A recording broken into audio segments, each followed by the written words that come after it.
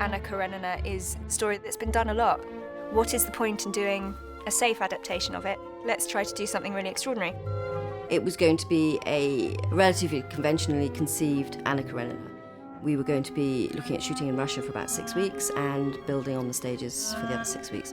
But at some point people started going, no, wait a minute, can we shoot country houses in England? So we were trying to make kind of English stately homes look like Russia and kind of going, well, if you shoot it from this angle, it could look sort of Russian. And then I'd go to these places and they'd say, oh yes, we've made 2 films with Keira Knightley here. Or even worse, I'd go to locations in Russia and they'd say, yes, we have made 7 Anna Kareninas here. And you'd kind of go, oh God, am I just being very predictable? And then all of a sudden one day I get this phone call from Joe going, can you come round, please? He said, well, there's been a bit of a change of plan. So Joe said, why don't we set it all in a derelict theatre? It was pretty radical. And so that's what we did.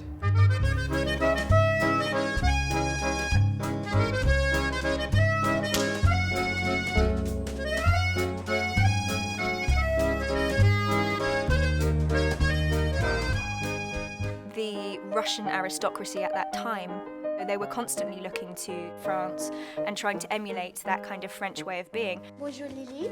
They all spoke French, they dressed as French people, and they read books on etiquette of how to behave like a French person. And so the whole thing was a performance. It's not a play, but it's all set in a theatre. You know as soon as you enter a theatre that you have to use your imagination. So it's always a space that totally changes. It's fascinating. I mean, what he's doing is so clever. We always forget it's a theatre. And then there's just been set piece after set piece, this wonderful, glorious, often shot in one very long take. I found that the film became more cinematic because of theatrical limitations that I put upon myself.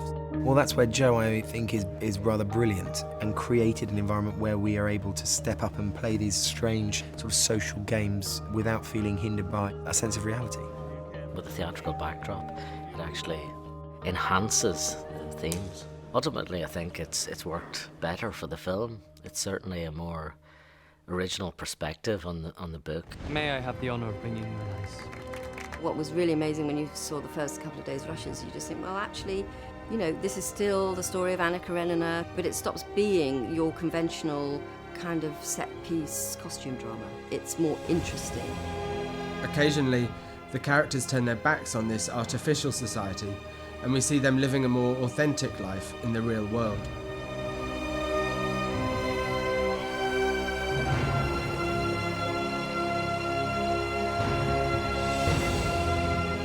I find the whole process of making a film totally terrifying, and so to have the support of people that I feel loved and accepted is really important.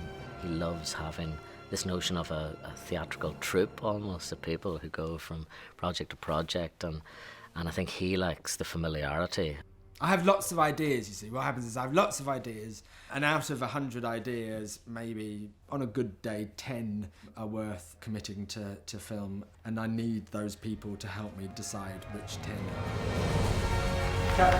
We've all seen our period dramas, so I think this is going to be a completely radical interpretation of a classical novel, and something that's immensely exciting to watch, and radical and revolutionary in terms of its style, but also it has the heart of a love story, so I think it will be bold, beautiful, and emotional and engrossing.